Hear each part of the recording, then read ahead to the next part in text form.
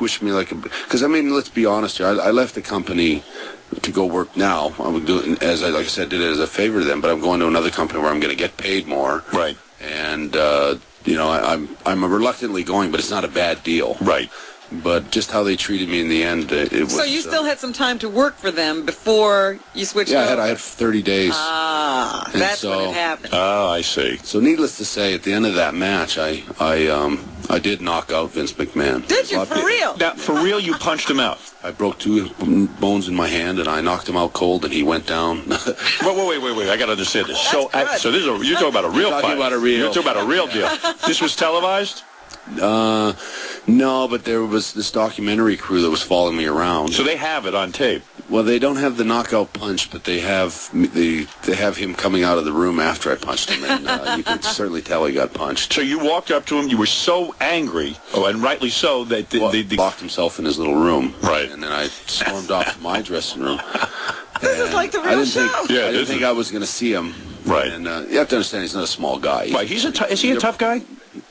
No, he's not a tough guy. But he's built but I think he likes to imagine he is. All right. And I need to see this footage. A lot of the wrestlers, I think, were really upset. Yes. I meanwhile took a shower, and I was just getting ready to blow out of Because if it happens to you, it could happen to anybody. I was really, I'll tell you, I was shocked and crushed. I couldn't believe they would do that to me. And, right. So anyway, I guess some of the wrestlers rounded him up and chased him out of his office and told him to come down and explain himself in the dressing room. And so when I came out of the shower... At least he had the balls to go down there. Yeah. Yeah, at least he had the balls to come down there. Right. And he came into the dressing room, and I had just finished taking a shower. And I did have a funny vision of myself rolling around punching out Vince McMahon naked. And then your birthday. You want to have some clothes on. I don't want this, if they ever do a movie on this, let's do it right, Let me put some clothes on. So you put clothes on for the event. Or yeah. situation naked. Right, loose parts. Yeah, you can get kicked in the nuts. Yeah, go ahead. So you get dressed. I said, I'm going to dry off. And I said, if you're still standing there, I'm going to knock you out. Oh. And as soon as I dried off and tied my shoelace, I stood up and I walked over, and he sort of came toward me. You have to understand, he was surrounding me with about 4 or 5 of sort of like his henchmen. All pretty big guys, too, all ex-wrestlers and stuff. Bodyguard types, yeah. And I had my brother and my brother-in-law and a couple of people that were there to at least make sure that nothing happened to you. Right.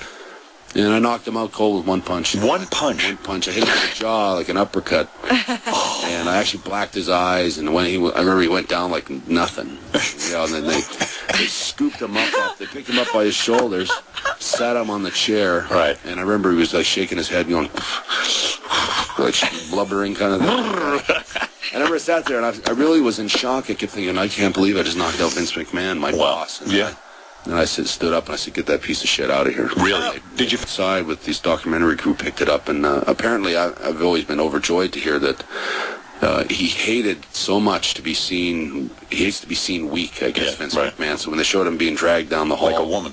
Yeah, that he wanted to buy the documentary, buy the whole show, buy anything it is, and have it be shelved somewhere and be with my other tapes. And his something else he wouldn't own. His bodyguards didn't jump on you. No, they allowed it to happen. Yeah, in a way that's kind of weird.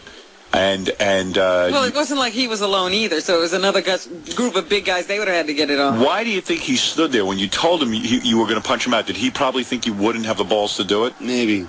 That was probably it. That, or maybe... just wanted to get it over with. He's also the kind of guy that might have fancied himself as kind of a tough guy. Yeah, he couldn't back down. That he thought maybe, or that maybe it might get into kind of like a couple, we're pulling each other's jackets, or, or maybe, I'll never know. I'll never know why the hell he screwed me in the first place. I worked much too hard. His classic scum self. He met me on a... he pleaded and begged with me to meet him all week long after my brother passed away, through the course of the week. And I have such harsh feelings for the guy, but I kept trying to overlook that. And so I did talk with Martha's lawyers, who were in effect at that time, helping with making decisions. And they said, whatever you do, don't talk about the case. Right. Don't talk about the case. You can talk about anything else, but... So I did meet him on the day before the funeral, and I asked him a little bit about the case, and I said, basically, he said, you don't know any more than what the newspapers know, and he said, no, I don't. And I said, well, there's no sense really talking about that then. And then I asked him about why he screwed me over, and I went into that in quite detail. I hadn't spoken to him since he did it, and I wanted a straight answer on that, and I did get one. He told me it's the biggest regret he ever had and all this kind of stuff. Right. And then I asked him about why he carried on the show. Yeah, I was going to ask you if it bothered you that the show went on. It bothered me immensely that the show went on. And his logic, of course, is that there was going to be a riot and stuff like that. And I always think, I give wrestling fans a hell of a lot more credit than that. I don't think there would have been a riot or anything like that. You want to take a couple of phone calls? Sure. All right. Let's see what they got here. All right, Jerry. And then there's some kid here who claims he is Bret Hart's biggest fan. Oh, I thought you were going to say he claims to be his son. How you doing, Stern? How you doing, Bret? No, nothing like that. Yes, who is this? This is Jerry. Jerry, go ahead. All right, Bret Hart, why would Vince McMahon get rid of you and keep Shawn Michaels? Shawn Michaels has been hurt for over a year with back injury, and he had knee surgery and everything. Why would he get rid of you? You were a bigger draw than Shawn Michaels. Shawn Michaels was like a little What about that? Anything to that? I think that... I don't know, because you never know what goes on behind closed doors, but I really strongly think there's a link between some kind of a homosexual tie-in between Shawn Michaels and Vince McMahon. What are you saying there, Bret? Whoa, wait a second. Wait. I'm just saying, I think it came down to, it really surprised me at all, and I think it's you don't have any facts. It's not no facts, but I have a strong hunch that there's a little more to that than... So there's no fact to that matter. There's he might not have hurt his back in the ring, is what you're saying? Yeah, I mean, what you're saying absolutely has no. You don't have no. You have no facts. You have no facts to back that up. I just want to make that clear. Just a hunch. Right. Sean. That's your hunch. That's your hunch, by the way. I know nothing about this. I have nothing to do with it. I don't want to get involved in that. Do you and Hulk Hogan sometimes sit around talking about Vince McMahon? I bet. Yeah, we do. Yeah. It's like we realize that he breaks new ground at being. By the way, I want to say something. Both of these guys are not gay men, as far as I know. I don't know anybody. Right. I just want to say that. Shawn Michaels. Right? I don't know I don't even know who these guys are. I mean, I know who Vince is. I don't know who Shawn Michaels is. So you're not saying that they're homosexual. You're not even implying that. I'm saying it wouldn't surprise me. Oh, I see what you say. You say you don't know what. I don't know what you're saying. You say all, you didn't see good luck anything. to them both. Right. You didn't see anything. I have never seen quiet, anything. Bret. That's I've never said anything. All right. Okay. Bobby, what is it? You're on the air. All of wrestling's a big scam, Bret's a big fag, and wrestling is full of a bunch of butt-sniffing homos. Well, wow.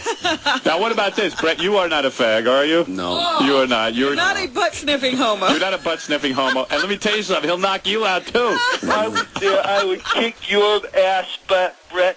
I'd make you my bitch. Oh, man, I'd love to see that. He's I'll come down now. You're going to come down now? I'm less than 200 pounds. Well, why don't you come down here right now, and Bret will kick your ass. That's a bunch of bull. He'll knock you out with one punch. He'll knock you out with one punch. The only thing that's a bigger scam than wrestling is Howard Stern's homosexuality. Oh, now I'm a You're a fag, Howard. Listen to this. Bret's been accused of being a fag. Now I'm a fag. You had a fake marriage. Well, I'm 100% old man.